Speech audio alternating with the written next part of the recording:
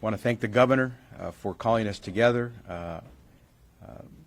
We've agreed that I, Javier Becerra, the Attorney General, would speak first. I believe then, then the governor. Governor Newsom will then speak after I do. Secretary of State Alex Padilla will speak after the governor. I believe if the speaker is arriving, he will then speak, and then Senator Tom Umberg will be speaking on behalf of Senate Pro Tem President Tony Atkins. And we are being joined by, there's a speaker there, joined by Assemblymember Berman as well, so we do have representation here from the legislature, the executive branch. So good morning, thank you for joining us today. We, meaning the state of California, many of our cities and counties and states throughout the nation, charged that the Trump administration could not and should not add a citizenship question to the U.S. Census that we perform every 10 years because it would result in an undercount which would deprive our states and our communities of the resources we send to the federal treasury through our taxpayer dollars.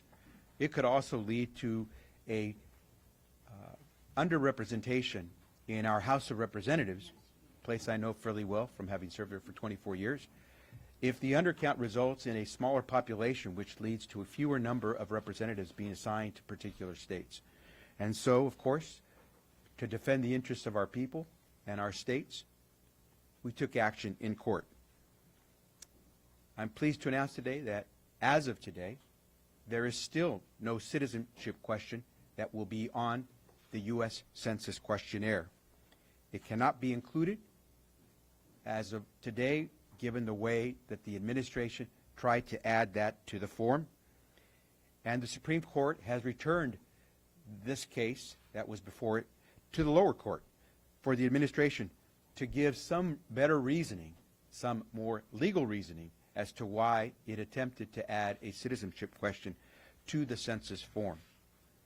It's conceivable that the agency, the Census Bureau, will try to do this again with perhaps a better attempt at following the law. But let me give you a sense of what the Supreme Court said in the short amount of time that we've had to assess the court's decision. Yes, and I hear the chuckles behind me as well. First, the court said that the plaintiffs, the states, the local jurisdictions, the individuals, demonstrated that there is harm in having a census undercount. Secondly, the Supreme Court agreed that tinkering with the census, something that's required by our Constitution, can be scrutinized by our courts, which the federal government said could not.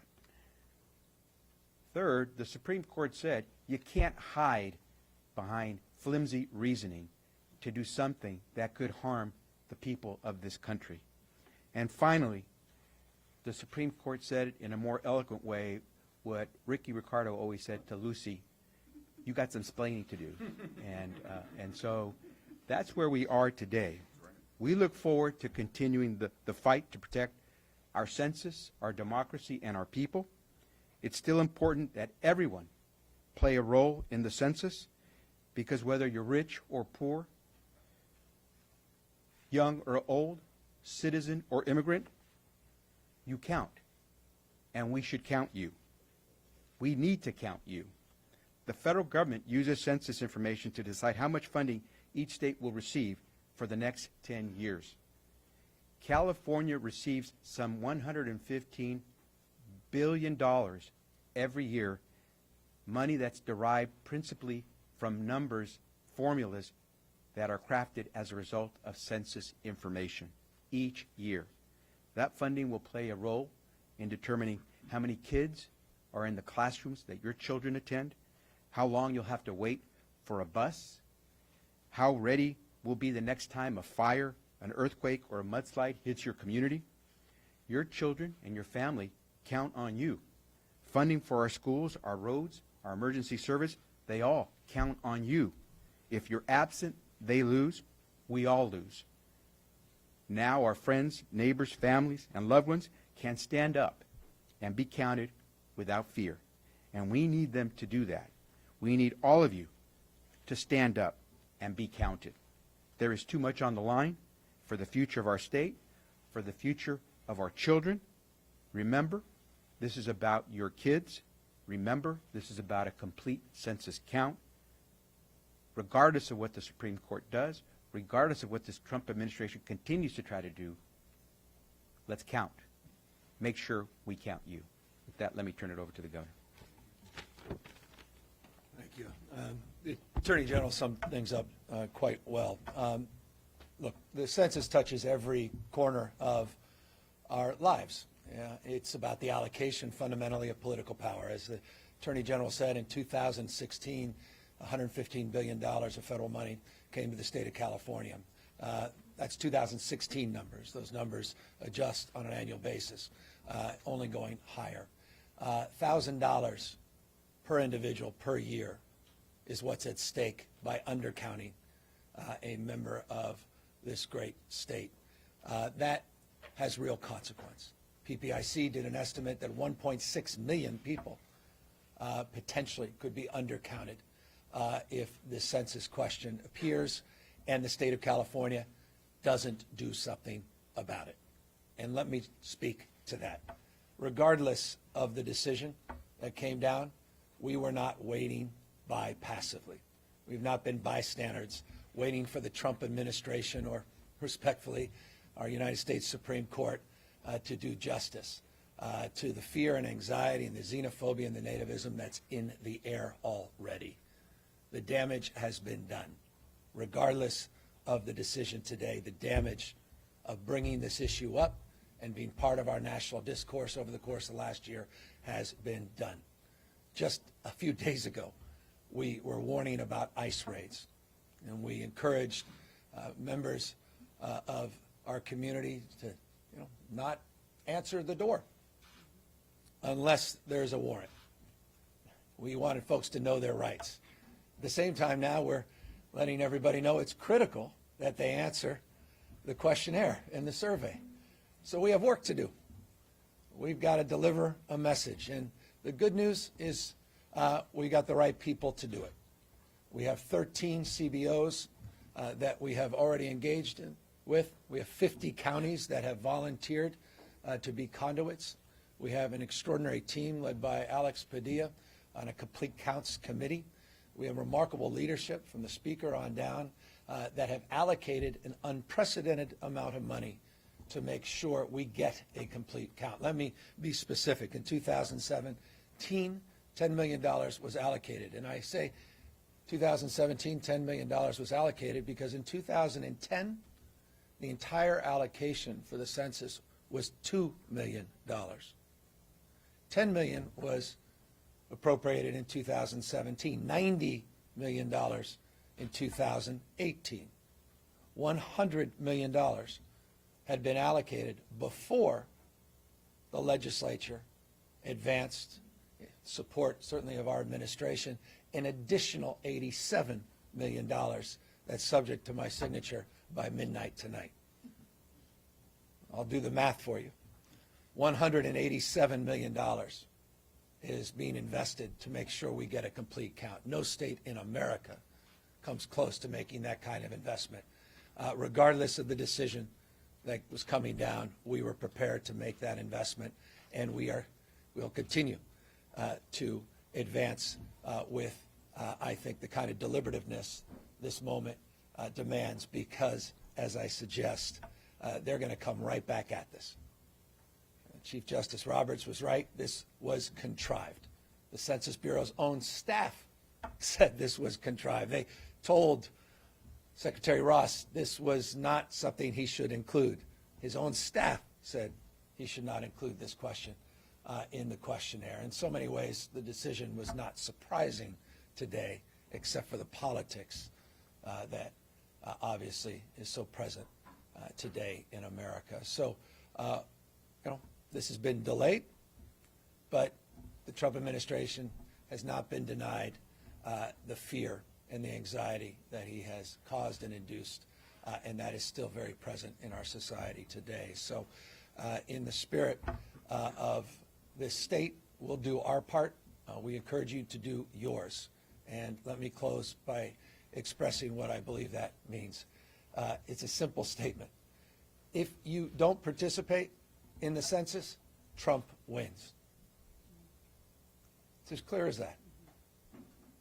We are encouraging our diverse communities of the power and potency of participation, and we are going to make sure that we run an unprecedented campaign to touch every corner of this state, including our Native American communities. I'm grateful for the leadership, and I'm proud now to introduce one of those leaders, the chair of our Complete Counts Committee, appropriately, the Secretary of State, Alex Padilla. Thank you, Governor. Good morning, everybody, and my colleagues that are up here. Indeed, an A-team to ensure we count every Californian in 2020. So we are celebrating some good news this morning. It appears that we have defeated, at least for now, the Trump administration's efforts to turn the census into the latest partisan political tool. But despite the decision, we know that the administration remains fixated on harming California. We feel it every day. And so Californians will continue to come together and persist. As the governor mentioned, California is making an unprecedented investment in census outreach to stand up to the unprecedented challenges created by this administration in the 2020 census. So I want to underscore the investment that the governor mentioned, and I thank him, Governor Brown, and the legislature for the $187 million that they have approved for census outreach. This funding will be critical as we work to reach the hardest to count communities in every corner of the state. We're working hard, and we also know that state government cannot do it alone. Educating and assisting every Californian to participate in next year's census will require an all-hands-on-deck effort. So we look forward to partnering with local governments, with the business community, with foundations, and community-based organizations throughout the state to achieve a complete count. We will communicate through traditional media, through social media, as well as through the sweat equity of thousands of volunteers. Now, through the work of the California Complete Count Committee, we're already building a network of partnerships with respected leaders and trusted voices in communities throughout the state because the stakes could not be higher. An undercount would have negative consequences for California that would be felt for the next decade. And it's not just our political representation in Congress that's at stake. It's not just our electoral college votes that are at stake. Federal funding for schools, for roads and infrastructure, for health care, and for housing is also at stake. So the impacts of an undercount would be felt in every community. You know, there's the census every 10 years is a big enough challenge as it is. There's a reason that there's a formal designation of hard to count communities. Communities that over the years the Census Bureau has had to work harder at ensuring sufficient participation, be it because of income levels, you know, ethnically diverse communities, young people, immigrant communities especially, like the many communities throughout the state of California. More than 70% of California residents fit some hard-to-count criteria. And that's without considering the threat of the citizenship question, which, even though we appreciate today's ruling, the threat of the question itself has had an effect in creating fear and discouraging people from participating next year. So we'll have to overcome that. This census is going to be administered by a bureau that has been understaffed and underfunded compared to previous decennial surveys. So we're less prepared and less ready at this stage of the game than we should be. And what hasn't gotten enough attention is that this will also be the first digital-first census in 2020. When most people are used to receiving that form to fill out in the mail, in 2020, most Americans and most Californians will first receive a postcard with information of how to go online and submit your information electronically, while there's still a digital divide in America, and California is no exception. A digital divide in terms of access, a digital divide in terms of literacy. So, yes, we celebrate that, given this morning's ruling, the citizenship question will not appear on the 2020 census, but we still have our work cut out for ourselves. And through our partnerships and with this united front of California leadership, we will do what it takes to ensure that every Californian gets counted. Before I introduce the next speaker, let me offer just a few words in Spanish. Parece que la Corte Suprema de los Estados Unidos ha decidido no permitir la pregunta sobre ciudadanía que aparezca en el censo del año 2020. Gracias a esta decisión, creo que la comunidad puede participar con más confianza en esta encuesta tan importante para nuestro país y nuestro Estado. Hemos derrotado los esfuerzos de la administración Trump en atacar a nuestras comunidades y dañar al Estado de California, porque sabemos la importancia de los datos que se recaudan por medio del censo. Estos datos informan el proceso político en determinar el nivel de representación en el Congreso para nuestro Estado, y también determinan las fórmulas para los fondos federales que recibe California para inversión en infraestructura, en educación, en salud, en viviendas y en mucho, mucho más. Es importante que trabajemos juntos para asegurar que cada californiano sea contado en el censo de 2020. Es nuestro compromiso. Muchas gracias. Now, let me call to the podium the Speaker of the State Assembly, Speaker Anthony Rendon.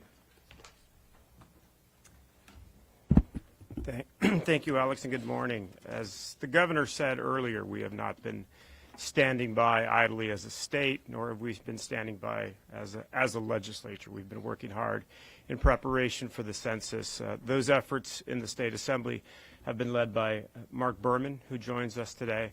His efforts have been in collaboration with the Latino Caucus, represented by Lorena Gonzalez, who's here today. Also been coordinated with the Asian Pacific Islander Caucus, and David Chu is representing the caucus today, and also with the African American Caucus, and Dr. Shirley Weber is representing the caucus, the African American Caucus. But all of our members have been involved in preparation for the census.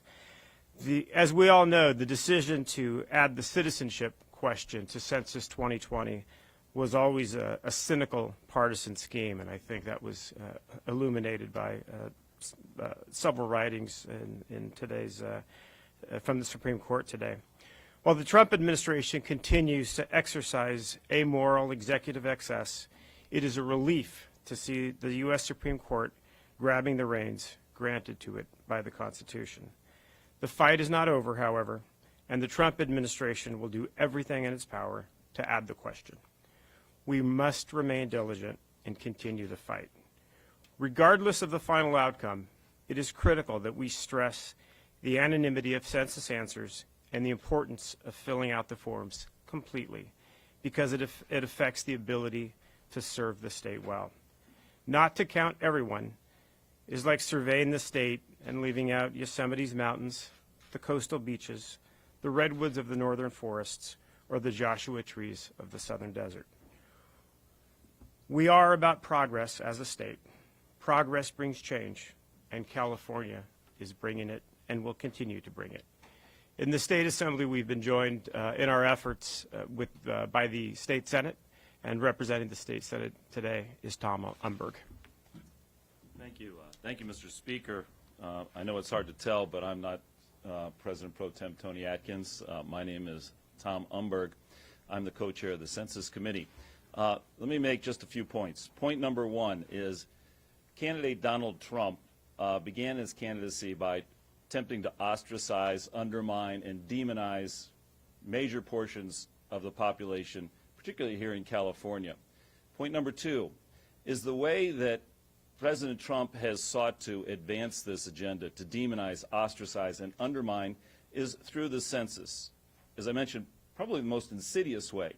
By adding a question concerning citizenship, the clear purpose is to undermine California. Secondly, as was pointed out, by not devoting the same resources that were devoted, for example, 10 years ago, is another way to undermine and undercount Californians. Point number 3 is the fight's not over, that while this has been deferred, we will stay vigilant. Point number 4 is that under the leadership of the governor and the collective leadership of the folks behind me, we in California aren't going to let this happen. We're going to make sure that we get a complete count. We're going to make sure that we reach into every community and count as many as we possibly can. So, having said that, Attorney General Becerra and Secretary of State Padilla will be happy to respond to any difficult questions. I'll be happy to field any softball questions. Thank you very much.